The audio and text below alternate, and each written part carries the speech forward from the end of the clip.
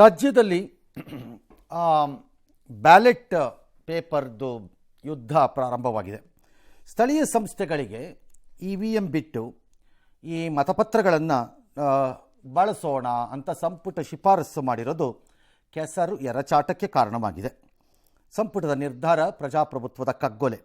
EVM ಮತದಾನದ ಮೇಲೆ ಅಧಿಕಾರಕ್ಕೆ ಬಂದಿರುವ ಈ ಕಾಂಗ್ರೆಸ್ ಸರ್ಕಾರ ಅಷ್ಟು ಅನುಮಾನ ಇದ್ದರೆ ತನ್ನ ಸರ್ಕಾರವನ್ನೇ ವಿಸರ್ಜಿಸಬೇಕು ಮತ್ತು ಬ್ಯಾಲೆಟ್ ಮೂಲಕ ಗೆದ್ದು ಬರಲಿ ಅಂತ BJP ವಿಸರ್ಜಿಸಿ ಅಂತ ಹೇಳೋದು ಸರಿ, ಯಾಕಂದರೆ ಅದರಲ್ಲೇ ಗೆದ್ದು ಬಂದಿರೋದು ಅವರು.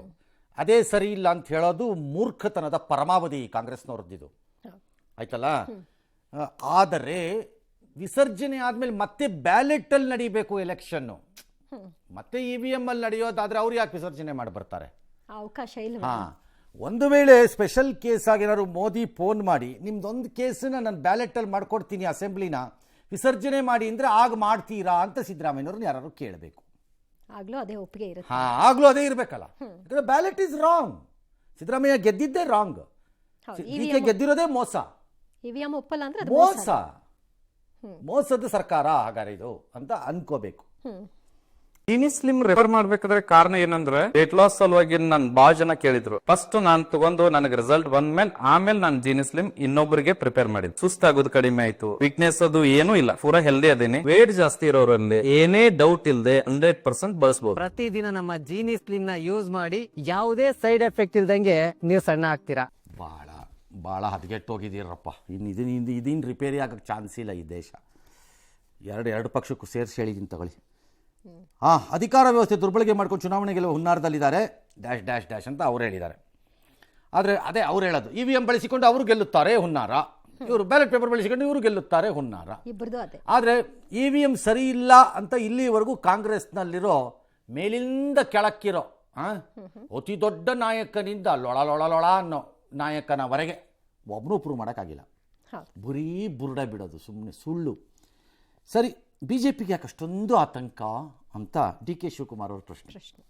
ಕಾಂಗ್ರೆಸ್ಗೆ ಯಾಕೆ ಅಷ್ಟೊಂದು ಆತಂಕ EVM ವಿಚಾರದಲ್ಲಿ ಅಂತ ಇನ್ಯಾರೊಬ್ಬರು ಕೇಳಿದ್ರೆ ನಿಮ್ಮೊಬ್ಬರಿಗೇನಾ ಪ್ರಶ್ನೆ ಬರೋದು?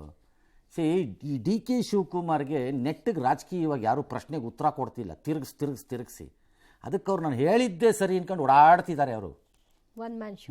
ಭಾಳ ಯಾರೂ ಕೊಡ್ತಿಲ್ಲ. BJP ಅವ್ರು ಸತ್ತೋಗಿದ್ದಾರೆ ಬಿಡಿ, ಅವರು ಅಪೋಸಿಷನ್ ಪಾರ್ಟಿನೇ ಅಲ್ವಲ್ಲ ಅವರು. ಇನ್ನು JDS ಅದು ಎಲ್ಲಿದೆಯೋ ಗೊತ್ತಿಲ್ಲ ನನಗದು, ಅವ್ರ ಕತೆ ಏನು. ಅದರದ್ದು ಅಡ್ವಾಂಟೇಜ್ ತಗೋತಿದ್ದಾರೆ ಅಷ್ಟೇ DKಶಿ.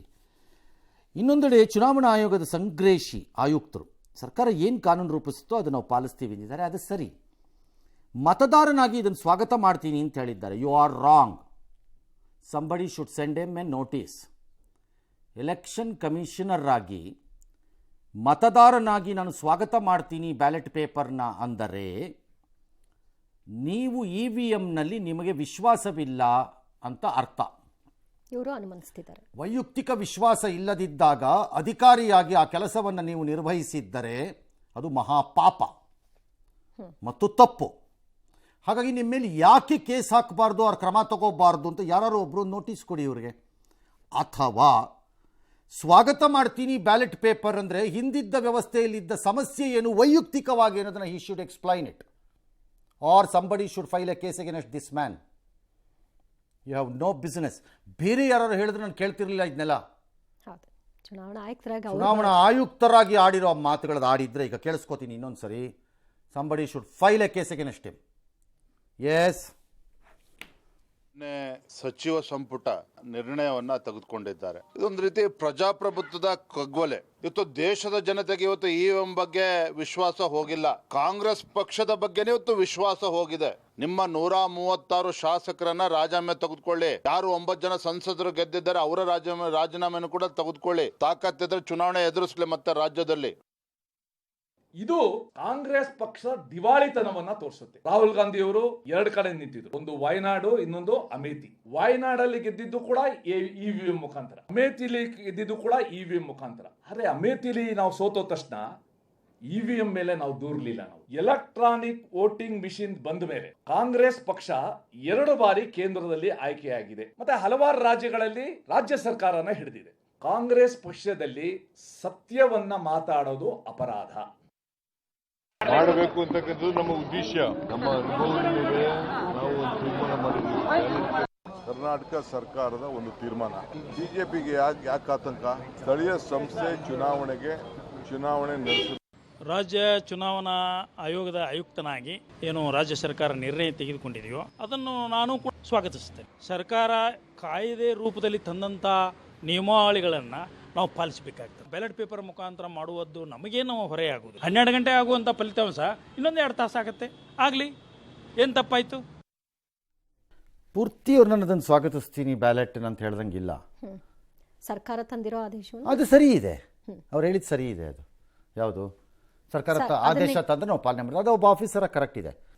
ರಾಜ್ಯ ಸಚಿವ ಸಂಪುಟ ಸಭೆಯಲ್ಲಿ ನಿನ್ನೆ ವಿವಿಧ ಪೊಲೀಸ್ ಠಾಣೆಗಳಲ್ಲಿ ದಾಖಲಾಗಿದ್ದಂತಹ 62 ಕ್ರಿಮಿನಲ್ ಕೇಸ್ಗಳ ವಾಪಸ್ ಪಡೆದಿರುವುದು ಈಗ ತೀವ್ರ ಚರ್ಚೆಗೆ ಗ್ರಾಸವಾಗಿದೆ. ರೈತರು ಹಾಗೂ ವಿದ್ಯಾರ್ಥಿಗಳ ಮೇಲಿನ ಕೇಸ್ ಅಂತ ಸರ್ಕಾರ ಹೇಳಿಕೊಂಡಿದ್ರು. ಅದರಲ್ಲಿ ಸಾರ್ವಜನಿಕರ ಆಸ್ತಿ ಪಾಸ್ತಿಗೆ ಹಾನಿ, ಪೊಲೀಸರ ಮೇಲೆ ಹಲ್ಲೆ ಮಾಡಿದ್ದವರ ಮೇಲೂ ಕೂಡ ಕೇಸ್ಗಳು ವಾಪಸ್ಸನ್ನ ಪಡೆದಿರೋದು ಈಗ ವಿವಾದಕ್ಕೀಡಾಯಿತು. ಅದರಲ್ಲೂ ಕೂಡ ಡಿಕೆ ಶಿವಕುಮಾರ್ ಅವರು ಇಡಿ ಬಂಧನಕ್ಕೊಳಪಟ್ಟಂತಹ ಸಂದರ್ಭದಲ್ಲಿ ರಾಮನಗರ ವ್ಯಾಪ್ತಿಯಲ್ಲಿ ಬೆಂಕಿ ಹಚ್ಚಿದ್ರು ಟೈರ್ಗಳಿಗೆ ಮತ್ತು ಬಸ್ಗಳ ಗಾಜನ ಪುಡಿ ಮಾಡಿದ್ರು. ಇದೆಲ್ಲದಕ್ಕೂ ಸಂಬಂಧ ಎಫ್ಐಆರ್ ಆಗಿತ್ತು. ಜೊತೆಗೆ ಚಿತ್ತಾಪುರದಲ್ಲಿ ಗೋವುಗಳ ಸಾಗಾಟ ತಡೆದಿದ್ದಕ್ಕೆ ಪೊಲೀಸರ ಮೇಲೂ ಕಲ್ಲು ತೂರಾಟ ಆಗಿತ್ತು. ಪೊಲೀಸ್ ಠಾಣೆಗೆ ಪೊಲೀಸ್ ಠಾಣೆ ಜಖಂಗೊಳಿಸುವಂತಹ ಪ್ರಕರಣಗಳು ಕೂಡ ಅದಾಗಿತ್ತು. ಆದರೆ ಈಗ ಆ ಕೇಸ್ಗಳನ್ನ ವಾಪಸ್ ಪಡೆದಿದ್ದಾರೆ. ಇದನ್ನ ಡಿಸಿಎಂ ಡಿಕೆ ಶಿವಕುಮಾರ್ ಸಮರ್ಥಿಸಿಕೊಳ್ತಾ ಇದ್ದಾರೆ. ಆದರೆ ಬಿಜೆಪಿಗರು ಮಾತ್ರ ಕಿಡಿಕಾರ್ತಿದ್ದಾರೆ. ಬಿಜೆಪಿಯವ್ರ ಮೇಲೆ ವಿಡ್ರಾ ಮಾಡಿದ್ದೀವಿ, ಕಾಂಗ್ರೆಸ್ ಅವ್ರ ಮೇಲೆ ವಿಡ್ರಾ ಮಾಡಿದ್ದೀವಿ. ಬೇಕು ಅಂತ ಆಗ ನಾನು ಇಡಿಗೆ ಹೋದಂಥ ಸಂದರ್ಭದಲ್ಲಿ ನಮ್ಮ ಕಾರ್ಯಕರ್ತರು ಯಾರು ಏನು ಮಾಡಲಿಲ್ಲ. ಕೆಲವು ಕೇಸ್ಗಳನ್ನೆಲ್ಲ ದಬಾವಣೆ ಮೇಲೆ ಬಿಜೆಪಿಯವರು ಹಾಕ್ಸಿದ್ರು. ನನ್ನ ಮೇಲೂ ಕೇಸ್ ಹಾಕಿದ್ರು ಬಿಜೆಪಿಯವರು. ಚೀಫ್ ಮಿನಿಸ್ಟರ್ ಮೇಲೆ ಕೇಸ್ ಹಾಕಿದ್ದಾರೆ. ಬೇಕಾದಷ್ಟು ಎಲ್ಲರ ಮೇಲೂ ಕೂಡ ಕೇಸ್ ಹಾಕಿದ್ದಾರೆ. ನಾವು ನೋಡ್ಕೊಂಡು ಕೂತ್ಕೋಬೇಕಾ? ಇದು ಒಂದೇ ಕೇಸ್ ಅಲ್ಲ, ನೂರಾರು ಕೇಸ್ಗಳನ್ನ ವಿಡ್ರಾ ಮಾಡಿದ್ದೀವಿ. ಯಾವುದೋ ಒಂದು ಒಳ್ಳೆ ಕಾಸ್ಗೋಸ್ಕರ ಹೋರಾಟ ಮಾಡಿದ್ದಾರೆ. ಆ ಥರದ ಕೇಸ್ಗಳನ್ನು ನಾವು ತೆಗೆದಾಕಿದ್ದೀವಿ, ನೀವು ತೆಗೆದಾಕ್ರಿ, ನಮ್ದು ಯಾವುದೇ ವಿರೋಧ ಇಲ್ಲ. ಆದರೆ ಏನೇ ತಪ್ಪು ಮಾಡಿದ್ರು ಕೂಡ ತಮಗೆ ಬೇಕಾದಂಥವ್ರ ಕೇಸ್ ಏನು ತೆಗೆದಾಕ್ತಿದ್ರಿ, ಇದಕ್ಕೆ ಭಾರತೀಯ ಜನತಾ ಪಾರ್ಟಿ ಒಪ್ಪೋದಿಲ್ಲ.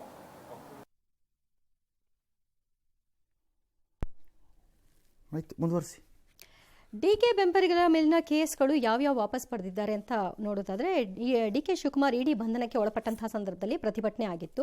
ಆ ಹೊತ್ತಿನಲ್ಲಿ ರಾಮನಗರ ವ್ಯಾಪ್ತಿಯಲ್ಲಿ ಡಿಕೆಶಿ ಬೆಂಬಲಿಗರು ಪ್ರತಿಭಟನೆಯನ್ನು ನಡೆಸಿದ್ರು. ಹಲವಾರು ಕಡೆಗಳಲ್ಲಿ 700 ಬಳಿ ಬೆಂಬಲಿಗರು ಆಕ್ರೋಶವನ್ನು ವ್ಯಕ್ತಪಡಿಸಿದ್ರು. ಸಾಲದು ಅಂತ ಕೆಎಸ್ಆರ್ಟಿಸಿ ಬಸ್ಗಳ ಮೇಲೆ ಕಲ್ಲು ತೂರಾಟವನ್ನು ನಡೆಸಿದ್ರು. ಗಾಜನ ಪುಡಿ ಮಾಡಿದ್ರು.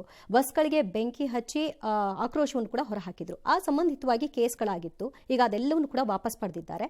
ಇನ್ನು ಸಚಿವರು ಶಾಸಕರ ಶಿಫಾರಸ್ ಮೇರೆಗೆ ಕೇಸನ್ನು ವಾಪಸ್ ಪಡೆದಿದ್ದಾರೆ. 62 ಕೇಸ್ಗಳಲ್ಲಿ 20ಕ್ಕೂ ಹೆಚ್ಚು ಕೇಸ್ಗಳು ಸಚಿವರು ಶಾಸಕರ ಡಿಮಾಂಡ್ ಮೇರೆಗೆ ತೆಗೆದುಕೊಂಡಿರೋದಂತೆ 10ಕ್ಕೂ ಹೆಚ್ಚು ಕೇಸ್ಗಳು ಈಗ ವಾಪಸ್ಸಾಗಿದೆ. ಚಿತ್ತಾಪುರ, ಹಾವೇರಿ, ಹೊನ್ನಾಳಿ ಮತ್ತು ಕೆಆರ್ ನಗರ ಕೇಸ್ಗಳು ವಾಪಸ್ಸಾಗಿದೆ. ಜೊತೆಗೆ ಚಿತ್ತಾಪುರದಲ್ಲಿ ಗೋ ಸಾಗಣೆ ತಡೆದಿದ್ದಕ್ಕೆ ಪೊಲೀಸರ ಮೇಲೆ ಕಲ್ಲು ತೂರಾಟ ಆಗಿದೆ. ಇದು ಪ್ರಿಯಾಂಕ್ ಖರ್ಗೆ ಅವರ ಮನವಿ ಮೇರೆಗೆ ಕೇಸನ್ನು ಹಿಂಪಡೆದಿದ್ದಾರೆ. ಸರ್ಕಾರ ಇಲ್ಲಿ ಯಾವುದನ್ನು ಸಪೋರ್ಟ್ ಮಾಡ್ತಾ ಇದೆ ಅನ್ನೋದನ್ನ ನೋಡಬೇಕು. ಈ ಕಡೆಗೆ ಇವರು ಒಂದು ಕಡೆಯಲ್ಲಿ ಇದನ್ನು ಮಾಡ್ತಾರೆ, ಇದಕ್ಕೆ ಬೆಂಬಲ ಕೊಡ್ತಾರೆ ಅನ್ನೋದಾದರೆ, ಈ ಅವಧಿಯಲ್ಲಿ ಹಾಗಿದ್ರೆ ನಮ್ಮನ್ನು ಹೇಗಿದ್ರು ಮುಂದೆ ಇವ್ರು ಬಂದಾಗ ಇವ್ರು ತೆಗೆದುಕೊಳ್ತಾರೆ ಕೇಸ್ ವಾಪಸ್ಸು, ಆ ಕಡೆಗೆ ಅವ್ರು ಬಂದಾಗ ಅವ್ರು ಕೇಸ್ ವಾಪಸ್ ತೆಗೆದುಕೊಳ್ತಾರೆ ಅಂತ ನಾಳೆ ದಿನ ಜನರು ಇದಕ್ಕೆ ಮುಂದಾಗ್ತಾರೆ. ಆಗ ಏನು ಕಥೆ? ನೀವು ಯಾವುದಕ್ಕೆ ಸಪೋರ್ಟ್ ಮಾಡ್ತಾ ಇದ್ದೀರಿ ಅನ್ನೋದನ್ನ ನೀವು ಸ್ಪಷ್ಟಪಡಿಸಬೇಕಾಗತ್ತೆ. ಸಮರ್ಥಿಸ್ಕೊಳ್ತೀರಿ ಅವರು ಬೇಕಂತಲೇ ಉದ್ದೇಶಪೂರ್ವಕವಾಗಿ ಕೇಸ್ಗಳನ್ನು ಹಾಕಿದ್ದಾರೆ ಅಂತ. ಸ್ಟಿಲ್ ನಾಳೆ ದಿನ ಇದು ಹೆಚ್ಚಾಗಲ್ವಾ ಅನ್ನೋ ಪ್ರಶ್ನೆಗಳಿಗೆ ಈಗ ನೀವುಗಳೇ ಉತ್ತರ ಕೊಡಬೇಕು.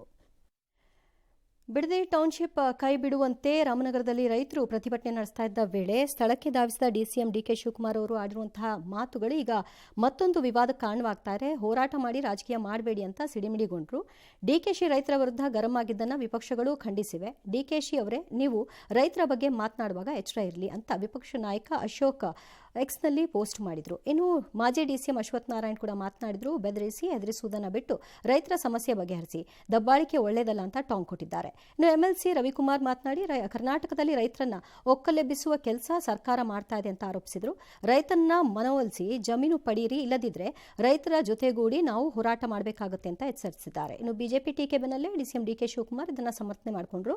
ಅವರ ನಮ್ಮ ಜನ ನಮ್ಮೂರಿನ ರೈತರು ನನಗೆ ಮಾತನಾಡುವ ಹಕ್ಕಿದೆ ಅಂತ ತಿರುಗೇಟ್ ಕೊಟ್ಟರು. ನೀವು ಧಿಕ್ಕಾರ ಕರಿಬಹುದು ಅಷ್ಟೇ, ಇನ್ನೇನು ಮಾಡೋಕ್ಕಾಗುದಿಲ್ಲ. ನಾವು ನಿಮ್ಗೇನೋ